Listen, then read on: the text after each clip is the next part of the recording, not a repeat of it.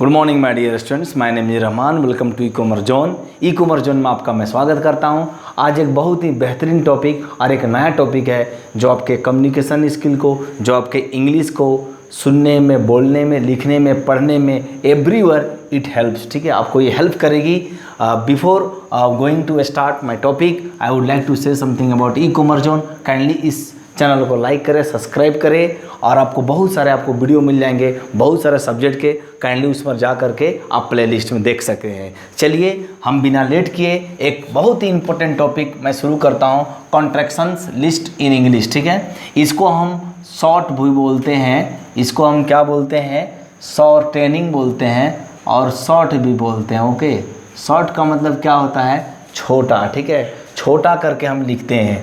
तो ये भी बहुत इंपॉर्टेंट होता है ना, जब आप कहीं कोई चीज़ लिखते हैं, पढ़ते हैं या बोलते हैं, कम्युनिकेशन स्किल्स मतलब आप कहीं सुनते होंगे कन्वर्सेशन, तो कन्फर्म है दीज वर्ड्स जो मैं आपको बताऊंगा आप काइंडली इस वीडियो को अंत तक देखेंगे। ये बहुत ही हेल्पफुल होने वाला है और आप इसको काइंडली उतार लेंगे कोई कॉपी में, जीवन भर आपको ये काम देगा। एज ए टीचर भी आप इसको उतार सकते हैं। अगर जूनियर सेक्शन में पढ़ाते हैं तो और स्टूडेंट हैं तो आपको हर हाल में उतारनी चाहिए, क्योंकि ये बहुत ही आपको हेल्प करेगा, हर जगह करेगा, हर दिन करेगा, हर मोमेंट करेगा। अगर आप इंग्लिश में टाइम बचाना चाहते हैं तो ये कॉन्ट्रैक्शन फॉर्म को यूज कीजिए, खास करके स्पोकन इंग्लिश में nowadays these are being used, बहुत ज़्यादा यूज किए जा रहे हैं। Now see list of contractions alphabetical मैं कुछ बताऊंगा और कुछ इधर बताऊंगा। देखिए आपको, देखिए इसमें क्या है, एम रहेगा तो आई एम हो जाएगा। ओके, नाउ एस फॉर क्या होगा, इज होगा। नाउ आर ई रहेगा तो क्या होगा, आर होगा। ओके, नाउ हैव रहेगा तो ये हैव दिखाएगा, एस रहेगा तो हैज होगा और डी रहेगा तो हैड होगा। का डबल एल है, यहाँ पर डबल एल रहेगा तो व्हील होगा। ठीक है, लेकिन ये आपको अभी समझ में नहीं आएगा, आप वीडियो देखते जाइए सब समझ में आ जाएगा। स्पेशल केसेज में क्या, लेट अस इस तरह लिखते हैं तो इसको लेट अस बोलते हैं। ओ लिखा रहता है ना तो ओ क्लॉक बोलते हैं। देख रहे हैं ना, जैसे आपको मैं लिखता हूँ 4 o'clock, है ना, क्लियर हो गया ना। तो 4 o'clock का मतलब क्या हुआ, 4 ओ लिख देंगे तो यहाँ पर ओ क्लॉक हो गया। 4 ओ का मतलब क्या हो गया, 4 o'clock की शॉर्ट में दिया रहता है। ठीक है ना, तो इस तरह से आप देखेंगे बच्चे। अब जो मैं आपको पढ़ाने वाला हूँ ये बहुत हेल्पफुल आपको होने वाला है। ठीक है, देखिए अरंट बोलते हैं, इसको आर प्लस नोट को अरंट बोलते हैं। ठीक है ना, आप इसको इंग्लिश क्या ऐसे यूज करेंगे, they are not going to Patna, तो आप इसको बोल सकते हैं they aren't go to Patna. Okay, can't तो कैन नॉट को कांट बोलते हैं। कुडंट, अगर मैं बोलता हूँ they are not going to Patna तो उसको मैं बोल सकता हूँ they aren't going to Patna. Okay, ये चीज़ आप कर सकते हैं। नाउ नेक्स्ट सी, कांट को कैन नॉट कर सकते हैं, कर नहीं सकते हैं, ये होता है, पूरे दुनिया में चलता है। ठीक है, कुडंट यहाँ पर कुड नॉट होता है, डिडंट डिड नॉट होता है, डजंट डज नॉट होता है, डज प्लस नॉट तो डजंट बनता है, डोंट ये पढ़ते हैं डोंट। ठीक है, और इसको डू प्लस नॉट डोंट होता है, हैड प्लस नोट हैडेंट होता है, हैज प्लस नोट हैजेंट होता है, हैव प्लस नोट हैवेंट होता है। देखिए ये बहुत इंपॉर्टेंट है, ये जो मैं बता रहा हूँ ये बहुत इंपॉर्टेंट है। हीड, देखिए इसको ही इस लगा लगा तो आप इसको 2 बार पढ़ेंगे। ही हैड भी कभी पढ़ाएगा और यहाँ पर ही वुड पढ़ाएगा। अब मैं आपको थोड़ा सा अंतर बता रहा हूँ बच्चे, अगर ही हैड पढ़ाएगा ना उसके बाद प्लस V3 पक्का रहेगा और ये वुड रहेगा तो प्लस वर्ब 1 रहेगा। ये आपका यूनिक आइडेंटिफिकेशन है, बिल्कुल आंख मूंद करके जो मैं बोल रहा हूँ करेंगे। ठीक है ना, हैड रहेगा तो याद रखिएगा V3 पक्का आएगा। ठीक है ना, जैसे ही हैड गॉन टू पटना और यहाँ पर वुड रहेगा तो ये उसके बाद वर्ब आएगा, जैसे ही वुड, ठीक है ना, प्ले क्रिकेट, वो क्रिकेट खेलना चाहता है या जो भी है, इसके बाद ही वुड टेक इट, वो इसे लेगा, या he would read this book, वो इस किताब को पढ़ेगा।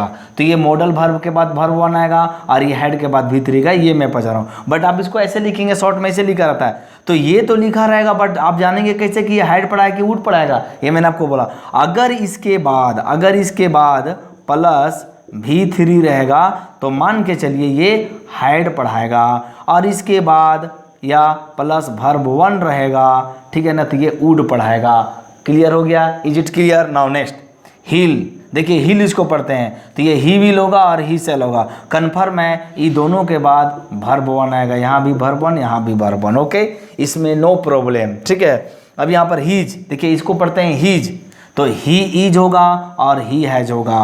अब फिर एक क्वेश्चन आया, ही हैज के बाद प्लस V3 होगा, बट ही इज के बाद जो है, ही इज के बाद भी V3 अगर पैसिव वॉइस में बनाएंगे तो होगा, बट अगर एक्टिव वॉइस में बनाएंगे तो जिसे ही इज ए बॉय ऐसे कर सकते हैं। तो ज़रूरी नहीं है, यहाँ पर V3 लग भी सकता है, या तो अदर वर्ड लगेगा या नाउन लगेगा। ओके, ये चीज़ आपको ध्यान देना है। नाउ नेक्स्ट आइड, इसको आइड पढ़ेंगे, आई हैड होगा और आई वुड होगा। मैंने आपको फिर बताया, आई हैड होगा प्लस V3 होगा, ठीक है, और आई वुड होगा प्लस क्या होगा, वर्ब 1 होगा। ये आपको जानना बहुत ज़रूरी है, ठीक है ना। तो आप कैसे जानेंगे आइड क्या होगा, आई हैड होगा, आप कैसे जानेंगे? आपसे कोई टीचर पूछ सकते हैं तो आप बोलिएगा सर अगर आइड के बाद प्लस वर्ब 3 है सर, यहाँ पर मैंने लिखा अगर वर्ब 3 है तो आंख मूंद करके बोलिएगा कि आई हैड पढ़ाएगा, जैसे मैंने यहाँ पर बोला है ही हैड में, ठीक है। लेकिन अगर इसके बाद सर वर्ब 1 है तो ये वुड पढ़ाएगा। ओके, उम्मीद है समझ में आपको आया होगा। नेक्स्ट में आई एम, तो आई एम को आई एम बोलते हैं, आई हैव को आई हैव बोलते हैं, इजंट इज नॉट को इजंट बोलते हैं। अब देखेंगे बच्चे नेक्स्ट में क्या है, मैं बता रहा हूँ यहाँ पर नेक्स्ट में क्या है। यहाँ पर देखिए क्या है, आपको 1 मिनट, ठीक है। नेक्स्ट में आपको क्या है, यहाँ पर देखेंगे बच्चे इजंट होगा, यहाँ पर लेटस हो गया, माइट तो माइट नॉट हो गया, माइटंट बोलते हैं, पढ़ते हैं माइट नॉट हो गया, मस्टंट बोलते हैं तो मस्ट नॉट हो गया, सेंट, ये तो मैं बोलता हूँ ये स्टार लगा देता हूँ, देखिए स्टार डबल स्टार, ये बहुत ज़्यादा इंपॉर्टेंट है। सैल प्लस नोट क्या बन जाता है, सेंट बन जाता है। ये बहुत इंपॉर्टेंट है, मैं बार बोल रहा हूँ। इस तरह का आपको टॉपिक एक क्वेश्चन टैग जो ग्रामर आता है ना उसमें भी आपको मिले, उसको टेल क्वेश्चन बोलते हैं, अपेंडेंट क्वेश्चन बोलते हैं ना, शॉर्ट में बोलना। तो यहाँ पर है सीड, इसको सीड पढ़ेंगे तो सी हैड, अगेन क्वेश्चन आया, अगर इसके बाद V3 है बच्चे तो याद रखिएगा हैड पढ़ाएगा, और अगर इसके बाद वर्ब 1 है तो ये वुड पढ़ाएगा। चूँकि आप जानते होंगे जो 13 मॉडल वर्ब होते हैं, यहाँ पर मैं लिख देता हूँ, जो 13 मॉडल वर्ब होते हैं उसके बाद हमेशा वर्ब 1 आता है, याद रखिएगा। ये आपका गोल्डन रूल है, इसको कोई तोड़ नहीं सकते हैं, ठीक है। नेक्स्ट में क्या है, सील, इसको सील पढ़ेंगे तो सी विल और सी सेल होगा। इसमें नो प्रॉब्लम, क्योंकि इसमें इसके बाद वर्ब 1 लगेगा इन बोथ कंडीशन, दोनों कंडीशन में। सीज, इसको सीज पढ़ेंगे, देखिए सी ईज होगा, मैंने आपको बोला है वर्ब 3 लग सकता है या अदर वर्ड लग सकता है, प्लस नाउन भी लग सकता है। और मैं यहाँ पर बोल रहा हूँ सी हैज़ के बाद V3 लगेगा, तब यहाँ पर ये अगर आपको कोई टीचर बोलेंगे कि इसको आप बाइफर्केट कीजिए, अलग अलग कीजिए, एक्सप्लेन कीजिए, तब आप बताइएगा सीज सर, सीज के बाद सर अगर वर्ब 3 रहेगा तो सी हैज पढ़ाएगा, और अगर सीज के बाद वर्ब 3 भी हो सकता है पैसिव वॉइस में, जैसे मैं बोल सकता हूँ सी इज बिटेन, का मतलब हुआ उसे पीटा जाता है, अंडरस्टूड। तो यहाँ पर ये है। तो अंग्रेजी में सिर्फ 2-4 अक्षर ज्ञान से नहीं हो जाता है, बहुत सारा बारीकियों को भी समझना पड़ेगा my dear students. Now see, should plus not तो स्टूडेंट हो जाएगा। दैट्स, देखिए बहुत ज़्यादा इंपॉर्टेंट है ये सब, दैट्स, दैट इज या दैट हैज होगा। अब मैं आपको बता रहा हूँ, इसके बाद कन्फर्म है V3 लगेगा, अंडरस्टूड, और ये आपका दैट इज रहेगा, इसके बाद भी V3 लग सकता है, दैट इज डन, इस तरह से दैट इज सेड, उसे वो कहा गया, ठीक है। बट यहाँ पर जो है इसके बाद अदर वर्ड भी हो सकता है, यहाँ पर भी मतलब वर्ब 3 लग सकता है या अदर वर्ड प्लस नाउन भी लग सकता है, that is a car, understood, ठीक है ना। तो ऐसी स्थिति में यहाँ पर जरूरी है दोनों चीज़ को समझना, बारीकी समझना। देयर, इसको देयर बोलेंगे, ठीक है ना, देयर, तो देयर इज होता है, जैसे मैंने आपको कहा देयर इज के बाद आप नाउन भी लगा सकते हैं, ठीक है ना, देयर इज के बाद अदर वर्ड लगा सकते हैं, सॉरी, और देयर हैज के बाद आप जो है देयर हैज के बाद भी अदर वर्ड लगा सकते हैं और वर्ब 3 भी बोल सकते हैं, देयर हैज, ठीक है। तो यहाँ पर जरूरी नहीं है, लेकिन ये ऊपर था, इसके बाद अदर वर्ड लगा सकते हैं या नाउन भी लगा सकते हैं, यहाँ भी अदर वर्ड लगा सकते हैं और नाउन लगा सकते हैं, ठीक है। जरूरी नहीं यहाँ पर V3 नहीं भी लगेगा, कोई दिक्कत नहीं है, ठीक है। बट दे, देखिए देड, इसको देड पढ़ेंगे तो दे हैड होगा और दे वुड होगा। अगेन मैं एक बार फिर बोलना चाहता हूँ, अगर दे हैड होगा तो कन्फर्म भाई V3 लगेगा, ठीक है ना।